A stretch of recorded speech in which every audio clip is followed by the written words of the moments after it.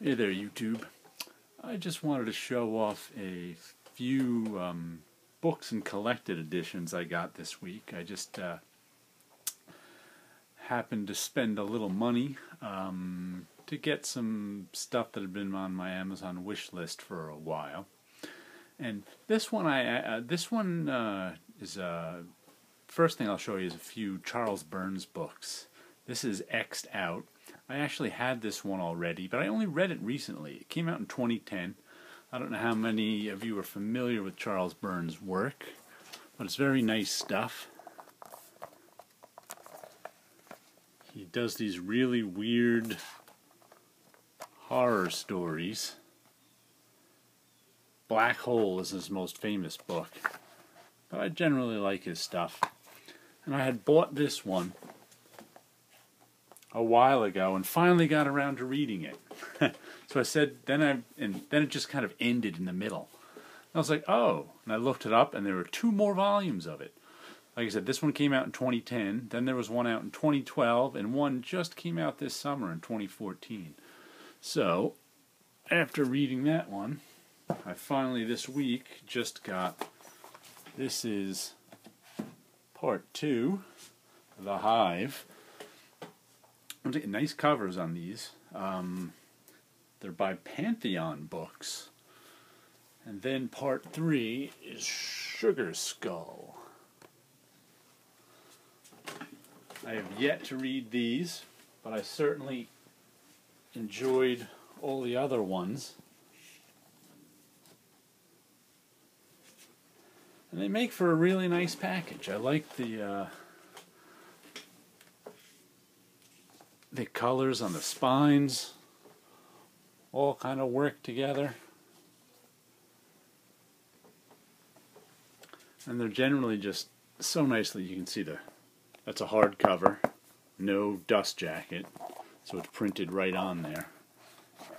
And the printing is high quality and nicely done. Let's see, what was the price on that one? $21.95, but of course I got it from Amazon, so it was like $16. I can't remember. Well, those were the first things I got this week.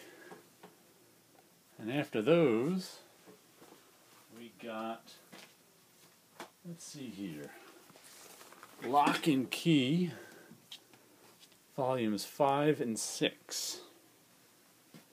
Put those in the middle. I haven't, once again, read volumes 1 through 4. I was a little disappointed with volume 4. I mostly buy singles these days and not collected editions. There was about 3 or 4 years ago, I was buying a lot of collected editions of stuff because there were so few singles that I wanted to get. So I started looking around and getting collected editions. And Locke and Key was one of them. Once again, this is the hardcover version. Pretty nicely done, too.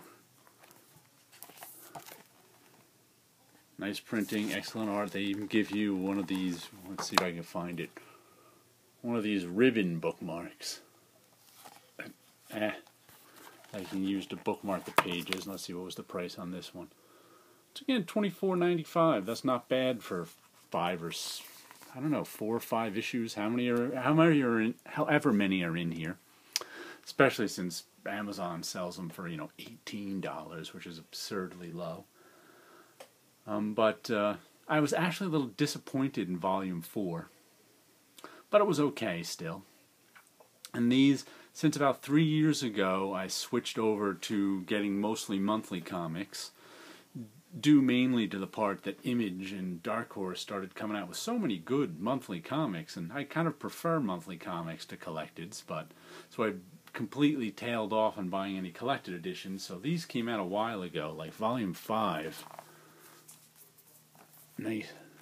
I think look at those nice drawings, nice end pieces. Volume 5 came out in 2013. But these are really nicely done hardcovers, this Locke and Key stuff. And it's a good story, once again a horror story. Yeah, I just realized both the Charles Burns and this are horror stories. But, and this is the final version. Wow, look at that cover. Fancy. It's got all these 2 different inks on it. Let's open up that for us. Look at some more of the house they live in. Exploded diagram drawings, whatever they're called. Some nice end pieces. Oh, look at that cover in the middle. But this Locke and Key is a good story. I generally prefer hardcovers to trade paperbacks, only because they're usually nice, much more nicely designed, but not always, and durable. But you know, I don't always insist on hardcovers. Depends on the price. But like I said, this is another thing I got this week in my order I put in just to get some stuff. And let's see what the next one is.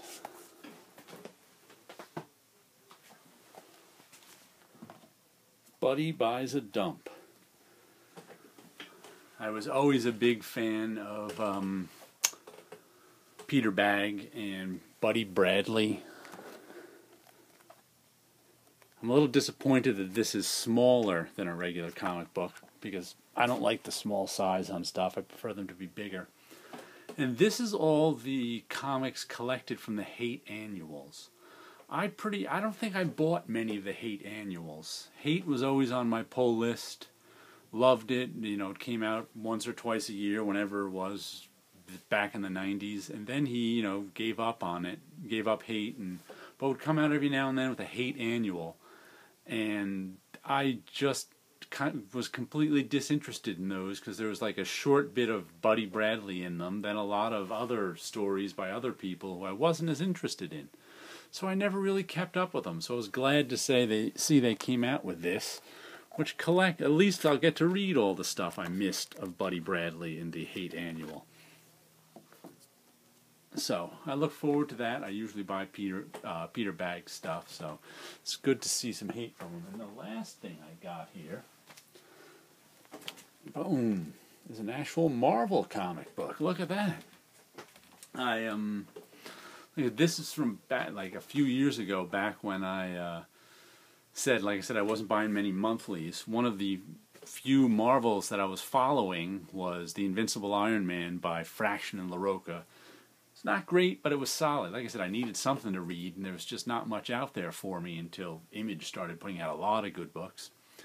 And I would follow this one in hardcover, and then I think up to volume 9 I had. This is volume 10. And then, like I said, this is probably from 2011. Let's give that a look. And I just stopped. Like I said, I stopped buying any, whenever Iron Man 516, I stopped buying any collected editions. Where's the indicia? Oh, geez, that's real tiny. Let's see if I can even see that. 2012, that's when it came out. So that's right about when I stopped following things in collected editions. And so, and I hadn't even read 9 was still sitting on my shelf all these years, unread. So it was about a month ago I finally said, you know what, let's read volume 9. And I read it, and I enjoyed it. And I said, you know what, I should finally pull get these last 2. And I actually ordered the volume after this also, but it hasn't arrived yet since it came by a third-party seller. And once again, these are, how expensive are these? $19.99. I think that's for 5 issues, and I got it for $14 or $13 or something like that. But it's not a bad deal from Amazon when you're getting these collected editions. But like I said, I enjoyed this Invincible Iron Man. I'll read the rest of the story and enjoy it, but I'm not buying too many trades and collected editions these days. But this is kind of the last of them for now. But I do get them a lot for my birthday and Christmas, because I have a family who likes lists, which is good for me, because before Amazon wish lists, they used to never know what to get me for Christmas and birthday. Now they can just go on my Amazon wish list and find things. That's a much better system. But there we go. Yeah, and there's a look at my own artwork there. But yeah, that's what that's what I got. Let's see, I'm really looking forward to these hives. I think there's some of the more interesting covers out there. That one's I especially like. I like that blue and the blue in here. But anyway, there's a quick look at some of the books and collecteds I got this week. We now return you to your regularly scheduled programming.